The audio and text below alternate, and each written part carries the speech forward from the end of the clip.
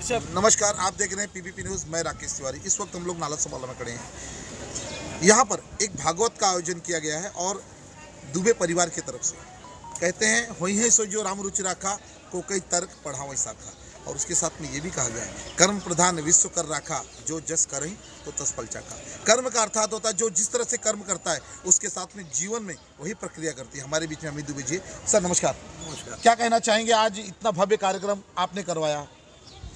देखिए, जैसा अभी आपने कहा होए सोए जो राम रचि राखा, जब लिखा था कि होना था तो हम लोग देखिए दमन में ये कथा हो रही थी। विश्व की द्वितीय किन्नर कथावाचक है महामंडलेश्वर श्री हेमलता शरण सखी जी। उन्हीं की कथा में हम लोग अतिथि स्वरूप गए थे, पिताजी और सब हम लोग पूरा परिवार था। और वहाँ जाने के बाद ये हुआ कि भाई आप वसई विरार भी आइए, हम लोग के यहाँ भी हमको दर्शन दीजिए, आशीर्वाद दीजिए। और वो आई, दर्शन दिया और पिताजी बोले कि यहाँ भी कभी हो। और एक संजोग बन गया कि भाई कथा होनी है। और ये जो है कथा जो है वो विश्व हिंदू महासंघ संकल्प प्रतिष्ठान मित्र मंडल शिव शक्ति अर्धनारीश्वरी मानव कल्याण महायज्ञ एवं संगीतमय श्रीमद् भागवत कथा, इस स्वरूप में ये महायज्ञ और कथा का आयोजन किया गया, जिसके प्रमुख मार्गदर्शक, इस पूरे कार्यक्रम के मार्गदर्शक पिताजी श्री डॉक्टर ओम प्रकाश दुबे जी है। और इस महायज्ञ के लिए हम लोगों ने यज्ञशाला बनाई।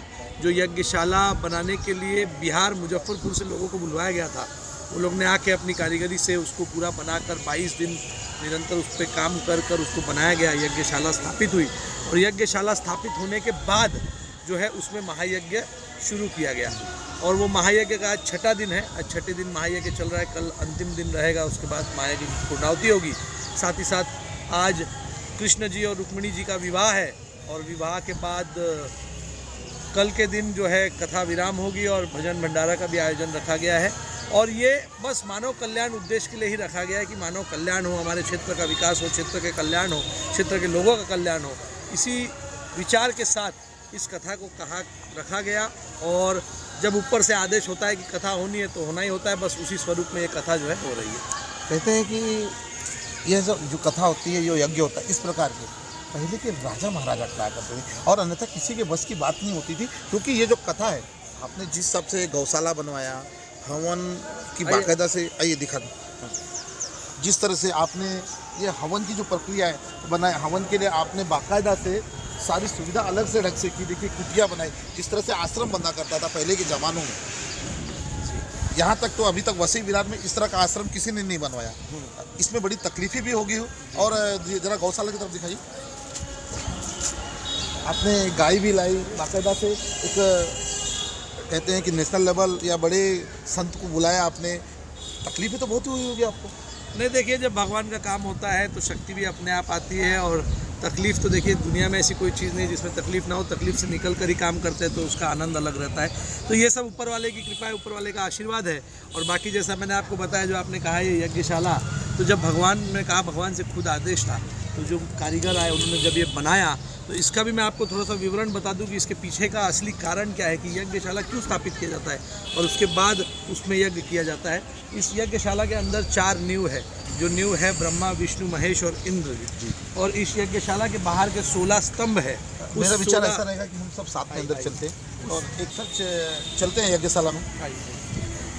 ये जो यज्ञशाला है 22 दिनों से बांस, बाम्बू, मुंडा और जो पुआरा रहता है बांस, उससे बना है। क्योंकि ये 4 मेन स्तंभ है। ये जो 4 स्तंभ, जैसे एक इंद्र का स्तंभ हो गया, एक ब्रह्मा का स्तंभ हो गया, एक विष्णु का स्तंभ हो गया और एक रुद्र का स्तंभ। मतलब ये 4 स्तंभ है। और उसके बावजूद आप कुछ कह रहे थे जी, ये 4 स्तंभ है। और आइए, ये 9 कुंडीय महायज्ञ यहाँ पर हो रहा है। 9 कुंडी। और इस यज्ञशाला में ये 4 स्तंभ जो है नींव है जी। इस 4 स्तंभ पर, यहाँ से आइए, इस 4 स्तंभ पर ये यज्ञशाला खड़ी है।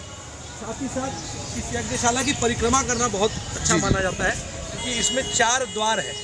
ठीक है ना, आप देख सकते हैं। जैसे ये पश्चिम द्वार है जो सामवेद है और भीम तोरण है। ऐसे 4 अलग अलग द्वार है, जिसमें ऋग्वेद, यजुर्वेद, अथर्ववेद और सामवेद, 4 वेद के द्वार है, जो उत्तर, पश्चिम और पूरब, दक्षिण के दिशाओं में है।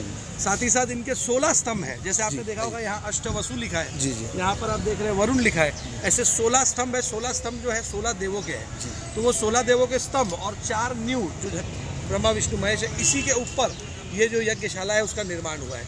साथ ही साथ इसके बाद इसके जो है 10 दिशाओं की इसकी पूजा होती है। 10 दिशाएं यानी जो हमारे 8 दिशाएं मेन जो होती है वो है, और एक धरती है और एक आकाश है। ऐसे 10 दिक्पाल उन्हें कहा जाता है। ये 10 दिशाओं की पूजा होती है। 16 स्तंभ, यही रखिए अपना हजूम ध्वज सर 16 स्तंभ हो गए जी, 4 द्वार, 16 स्तंभ और 10 दिक्पाल जी।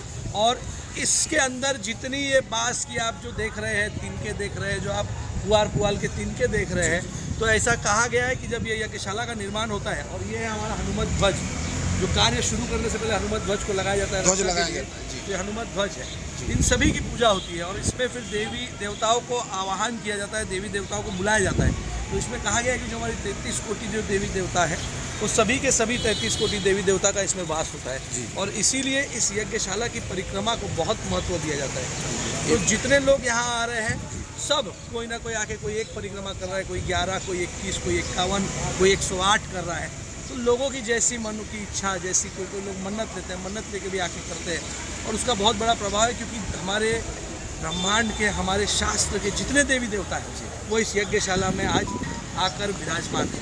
तो इसीलिए इस यज्ञशाला का निर्माण बहुत आवश्यक होता है, और एकदम हमारे सनातन संस्कृति का जो धर्म का जो कार्य है वो इसी स्वरूप में है कि यज्ञशाला निर्माण करके इसलिए यज्ञ किया गया है। ठीक ऐसा है कि शायद मुझे भी इतना धर्म के विषय में और इतना जानकारी नहीं थी, लेकिन आपको ये अच्छी बात है कि एक आप शायद एक श्रोता भी अच्छे हैं और एक शायद धर्म के ज्ञाता भी अच्छे, क्योंकि जिस तरह से आपने सभी स्तंभों का नाम लिया, इसको कंठस्थ करने में मुझे तो टाइम लगेगा, लेकिन आपने आसानी से बोल दिया। कहीं ना कहीं आपकी धार्मिक में एक अच्छी रुचि रही है। भगवान करे इसी तरह से माँ जगदम्बा का आशीर्वाद आप पे बना रहे, आप पे कृपा बनी रहे, और इसी तरह से आप यज्ञों का आयोजन करते रहें और आप पे सभी कृपा बने रहे। जय हिंद, जय महाराज।